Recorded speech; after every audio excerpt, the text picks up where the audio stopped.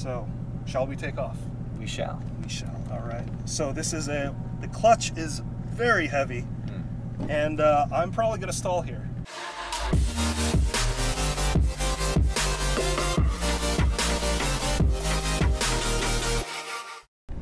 What is Revology Cars all about? We're a 5-year-old company. Okay. We are the first company ever licensed by Ford Motor Company to build a new reproduction Ford automobile. And our mission is to bring back the character and the style of the 60s cars with the performance and drivability and reliability of today. Okay.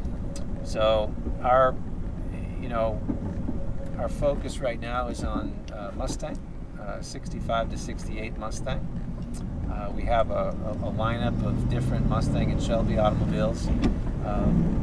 We're licensed both by Ford and Shelby American. So okay. The Shelbys that we build are recognized by Shelby. They're considered legitimate reproduction, continuation Shelby automobiles, and they're in the Shelby registry. What does it take for a buyer to get behind a Revology Cars Shelby GT350? You mean what's the process? What's the process for? Yes, because obviously this is. It looks like a classic Mustang. Well, yep. It is, but it has all brand new hardware. I think you mentioned to me that this has the 5-liter Coyote V8 from the modern day Mustang. That's correct. And it has what kind of gearbox? This has a 6-speed gearbox. Yep. It's a Tremec T56. Tremec 356. T56. T56. Yep. Okay. Yep. Well, to buy one, first of all, they're all built to order. We don't really build inventory. Okay. The build time is about 5.5 months. 5.5 months. Wow. Yeah, and we do have a backlog, an order backlog. So right now, if you were to order one, it would be about 10 months. Wow. From order date to the time it shows up in your driveway. Okay. We're working on reducing the build time. In fact, we're just capacity constrained right now. We've grown quickly. We started off with 3 people a little bit less than 5 years ago. We're up to 32 people. We've fully occupied this building that we're in, and we're looking for new space. And where are you guys located? We're in Orlando, Florida. Orlando, Florida. Yep. Okay. I've been driving this for about 3 to 4 minutes, and I can just say that this feels like a modern day car. Now, I've never driven like an old 66 Mustang. But, I just rev matched here. I don't think that it's that easy to rev match in an old classic Mustang. Yeah. This feels like a totally modern car with exception of the clutch, which is, I find, super heavy.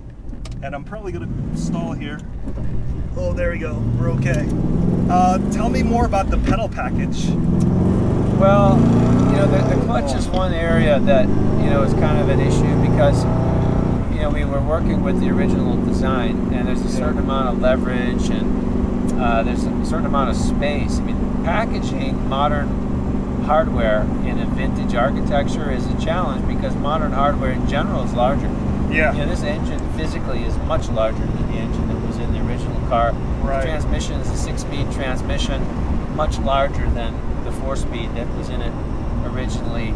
The exhaust system, we have 2.5-inch exhaust pipes, dual exhaust, much larger than any exhaust it was ever designed for. So emission controls were very different back then. Oh yeah, absolutely. And electrical. Our electrical harness. I can hold the original electrical harness in one hand. Yeah. Our harness is just this massive,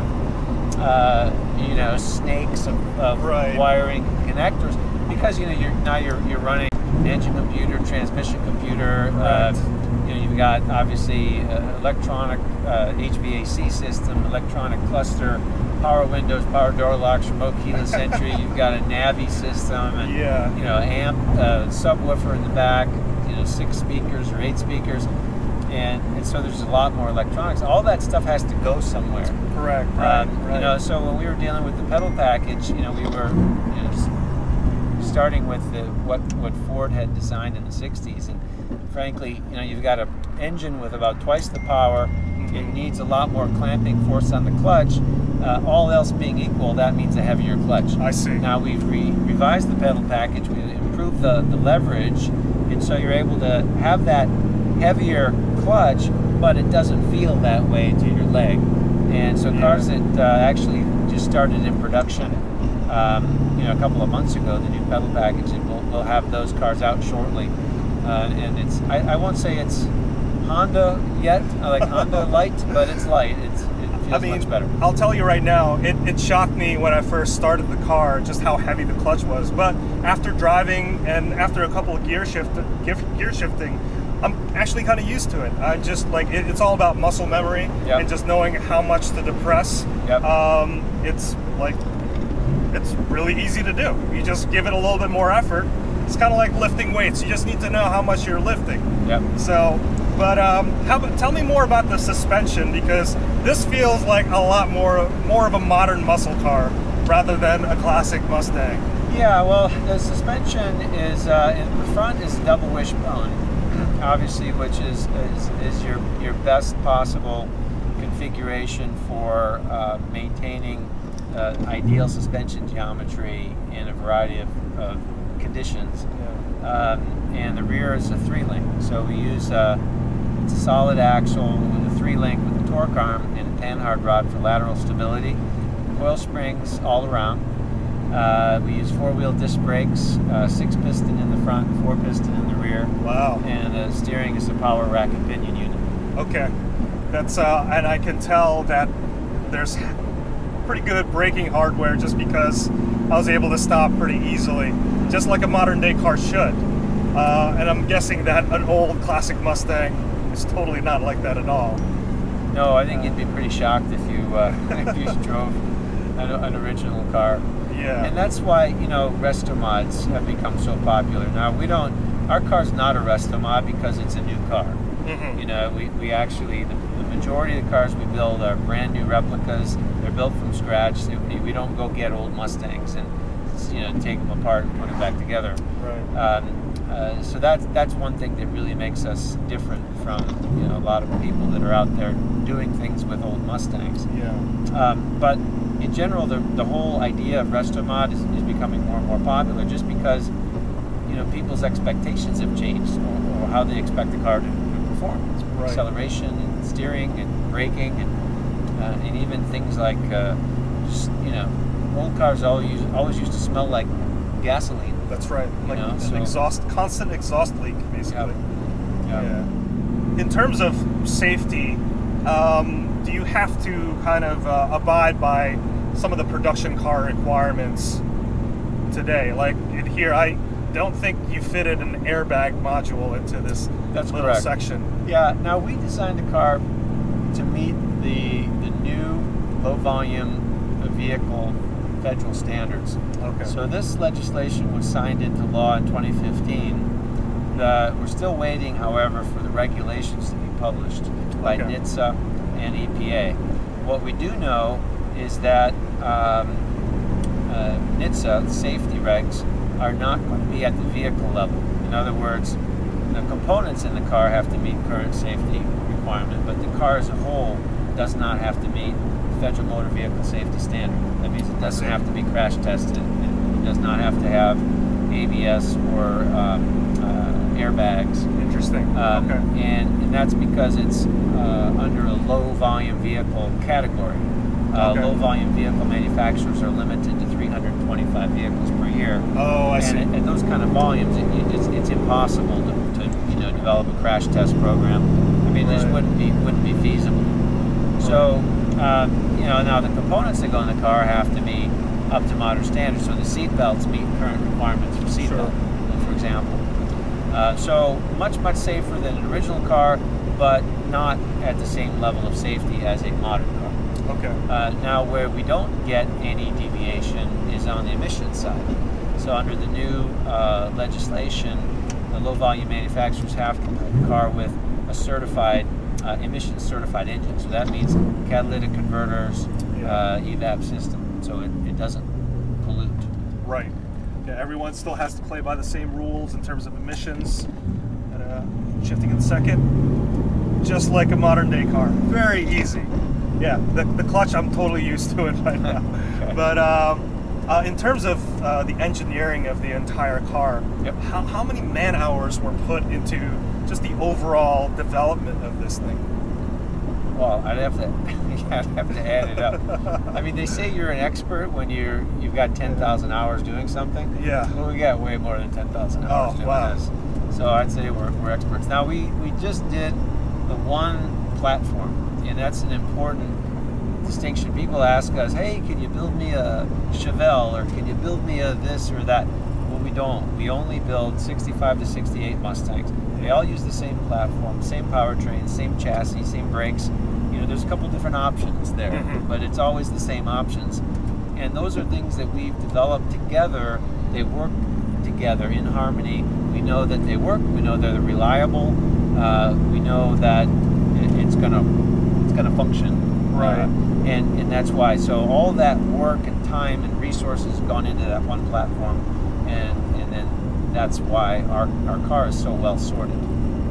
So do you have plans to expand eventually to the other platforms in the future? We're all about expansion. Yeah. We think that there's huge potential in this segment of the business. So, you know, we last year we built 8 cars. This year we'll build 18 cars. Next year we're on track to double that. So we expect to build close to 40 cars, obviously in a bigger facility. You know, we've grown to 32 people we have now. We can't get any bigger in our current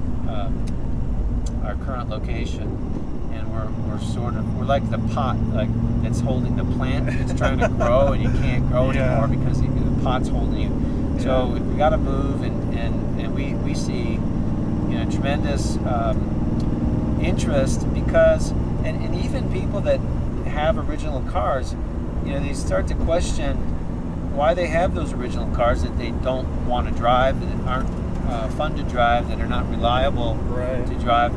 And a lot of these guys are starting to sell off their collections because, you know, it's what are you getting out of it if you're not driving it? Right. What's the point? Yeah, it's and you know, like something that's as historic as this, you know, needs to be preserved and really be driven to kind of like experience, because I mean, this is like a time machine, really, more than a car for me, because it, you know, like the look of it, looking over the nose, just like the hardware, just, you know, like looking through this glass, it feels like, and holding this really tiny wooden steering wheel, it feels like a trip back into time, you know, a time that automotive land kind of forgot.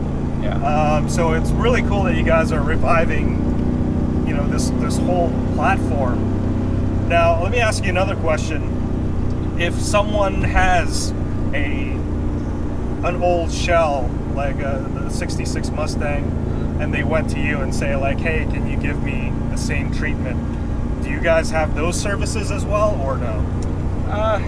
Limited, I guess. I mean, we've done that in the past, but it ends up taking more time, and right now time is something it's a luxury we don't really have. We've got a pretty large backlog of orders, and for us to be able to build consistently the same set of configurations is pretty important to be able to keep the throughput where it needs to be. I see. Okay, let's, don't want to install, there we go.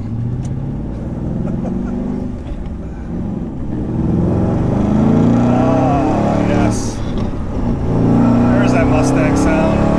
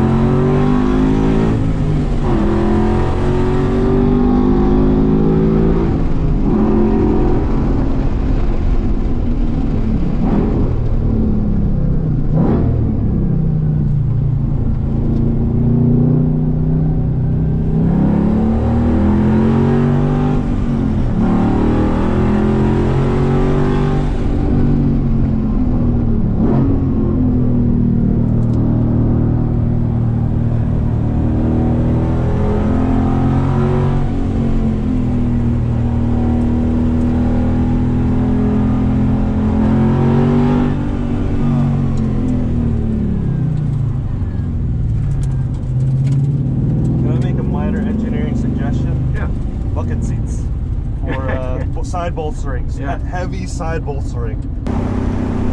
Well, I mean, this is really exciting to drive, and Tom, I want to thank you again for letting me drive this. This has been very entertaining and very enlightening, to say the least. Anyway, what do you guys think about the Revology Cars 1966 Shelby GT350 Mustang? Please let us know in the comments below. Do you want one? Are you interested in one? Please check out the links. I'm going to link to Revology Cars down below, so make sure you check that out. So until next time, my name is Hanson, and I'll see you some other episode.